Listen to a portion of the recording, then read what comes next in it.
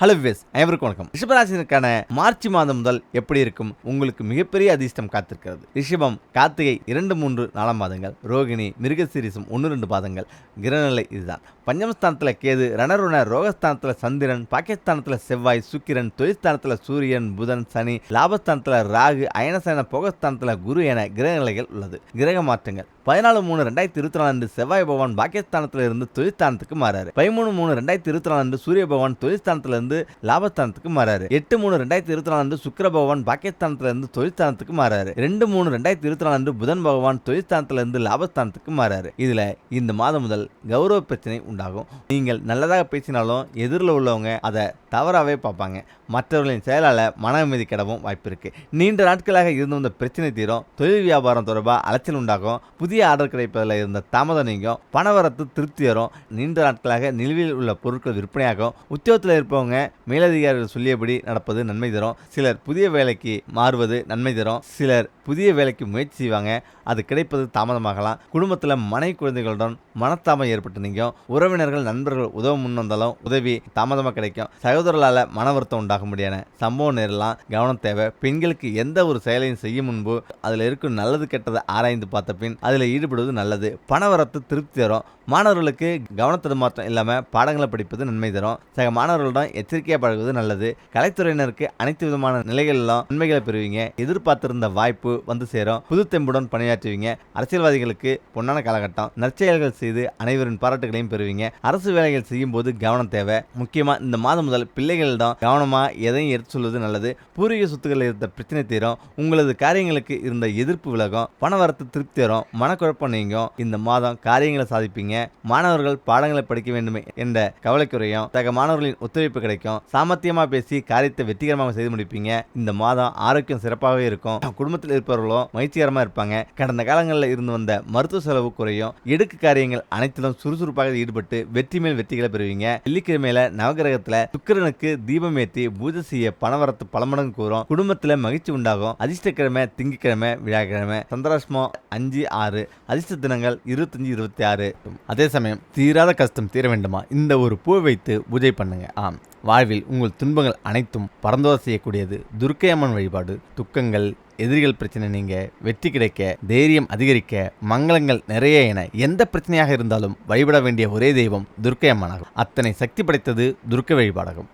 பொதுவாக அனைத்து தெய்வங்களையும் நேருக்கு நேராக நின்று கைகளை கூப்பி வணங்கி வழிபடுவதுதான் நம்முடைய வழக்கம். ஆனால் துர்க்கை அம்மனிடம் மட்டும் மண்டியிட்டு கைகூப்பி வணங்க வேண்டும். இப்படி மனமுருகி நம்முடைய பிரார்த்தனையை சொல்லி உண்மையான பக்தியுடன் வேண்டிக் கொண்டால் நம்முடைய வேண்டுதல் எதுவாக இருந்தாலும் அதை துர்க்கை அம்மன் போக்கிவிடுவாள். கஷ்டங்கள் தீர பரிகாரம் இதுதான். ஏதாவது பிரச்சனை வந்துவிட்டால் உலகத்தில் யாருமே இல்லாமல் நாம் தனியாக விட்டது போன்ற உணர்வு பலருக்கு வந்துவிடும். தனியாக இருக்கும் நமக்கு ஆதல் கூறக்கூட யாரும் இல்லையே என மனம் இயங்கும். தொட்டது எல்லாம் தோல்வியில் முடிந்து கஷ்டத்திற்கு மேல் கஷ்டம் வந்து கொண்டிருந்தால் நமக்கு நேரம் சரியில்லை என புலம்புவோம்.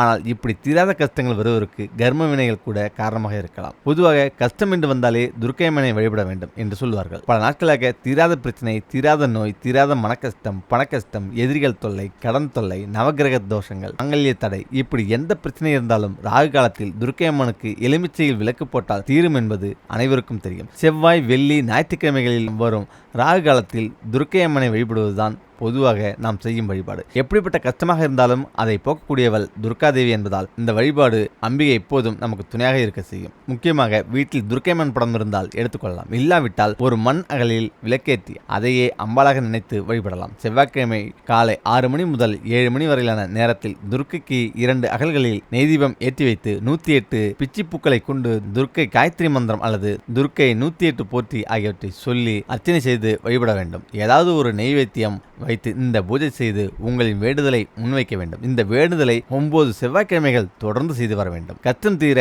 இதை மட்டும் செய்யுங்கள். பூ வாங்கி நெய்தீபம் ஏற்றி வைக்கவோ கோவிலுக்கு சென்று வழிபடவோ முடியாத அளவிற்கு கஷ்டமாக உள்ளதா? பரவாயில்லை. வீட்டிலேயே செவ்வாய்க்கிழமை ராகுகால நேரமான பகல் 3 மணி முதல் 4:30 வரையிலான நேரத்தில் வீட்டின் பூஜை அறையில் உள்ள காமாட்சி விளக்கு ஏற்றி வைத்து தீபத்திற்கு முன் அமர்ந்து ஓம் தூம் துர்காய நமக என்ற மந்திரத்தை 108 முறை உச்சரித்து வந்தால் அந்த அம்பாலே வந்து நம்முடைய கஷ்டங்களை தீர்த்து வைப்பாள் என்பது நம்பிக்கை. இதில் பலன் தரும் வழிபாடு. இந்த மந்திரத்தை வெறும் பெயருக்கு சொல்லாமல் முழு நம்பிக்கையுடன் துர்க்கையை மனதில் நினைத்து சொல்ல வேண்டும். இக்கட்டான சூழ்நிலையில் மாட்டிக்கொண்டாலும் இந்த மந்திரத்தை 4 முறை கண்களை மூடி சொன்னால் எப்படிப்பட்ட சூழ்நிலையாக இருந்தாலும் அதை எதிர்கொண்டு அதிலிருந்து வெளிவரும் தைரியம் பிறக்கும். நம்பிக்கையுடன் தொடர்ந்து சொல்பவர்களுக்கு உடனடியாக இந்த மந்திரமும் வழிபாடும் பலனளிக்கக்கூடியதாகும். அதே நேரம் தினமும் காலை குளித்து பூஜை அறையில் விளக்கேற்றி கடவுளை வழிபட்டுவிட்டு காகத்திற்கு ஒரு கைப்பிடி உலர்திராட்சையை அளிக்க வேண்டும். இப்படி செய்து வருவதன் மூலம் உங்களின் அத்தனை கஷ்டங்களுக்கும் தீர்வாக அமையும். இதை செய்ய முடியாதவர்கள் காலையில் புதிதாக வெள்ளை சோறு வடித்து நாம் சாப்பிடுவதற்கு முன் அதில் எள் சிறிதளவு கலந்து காகத்திற்கு அளித்து காகம் சாப்பிட்டதற்கு பின் நாம் சாப்பிட்டு வரலாம். இதனால் நாம் அனுபவித்து வரும் துன்பங்கள் பனி போல விலகும். காகங்களுக்கு உணவளிப்பதன் மூலம் சனி பகவானின் அருள் மட்டுமல்லாது நம் முன்னோர்களின் ஆசியம் நமக்கு கிடைத்து வாழ்வில் முன்னேற உதவும். மறைந்த முன்னோர்கள் அதாவது பித்ருக்கள் காக்கை வடிவில் வந்து வழிபாட்டில் கலந்து கொள்வதாக பெரியவர்கள் சொல்வர். இதனால் பித்ருக்களின் ஆசி கிட்டும் என்பது நம்பிக்கை. மேலும் காக்கைகளை அன்று வழிபடுவதால் சனி பகவானை திருப்திப்படுத்தியதாகவும் கருதுகிறார்கள். காக்கை சனி பகவானின் வாகனம். காக்கைக்கு உணவளிப்பது சனிக்கு மகிழ்ச்சி தருமாம். காக ஊனமுற்ற மாற்றுத்திறனாளிகளுக்கு இயன்ற உதவியை செய்வதன் மூலம் சனி பகவானின் மனதை குளிர வைக்க முடியும். உங்களுக்கு இருக்கின்ற கஷ்டம் இருந்த இடம் தெரியாமல் போக வேண்டுமென்றால் இதை மட்டும் தொடர்ந்து செய்து வாருங்கள். அப்புறம் பாருங்கள், நீங்களும் கோடீஸ்வரர் தான். முக்கியமாக செல்வத்துக்குரிய மகாலட்சுமி தொடர்ந்து 24 வெள்ளிக்கிழமைகள் வழிபட்டு வந்தால் வீட்டில் செல்வம் வளம் பெருகும். வெள்ளிக்கிழமைகளில் பெருமாள் கோயிலில் உள்ள தாயாருக்கு அபிஷேகத்திற்கு தேவையான பசும்பாலை வழங்கினால் பணவரவு உண்டாகும். பச்சை வர்ண வளையலை தாயாருக்கு அணிவித்துட செல்வம் பெருகும். சுக்கிர உரையில் மகாலட்சுமி அஸ்தோத்திரம் சொல்லி செந்தாமரை இதை கொண்டு அர்ச்சிக்க தனலாபம் கிடைக்கும். இதை வெள்ளிக்கிழமையில் செய்ய வேண்டும்.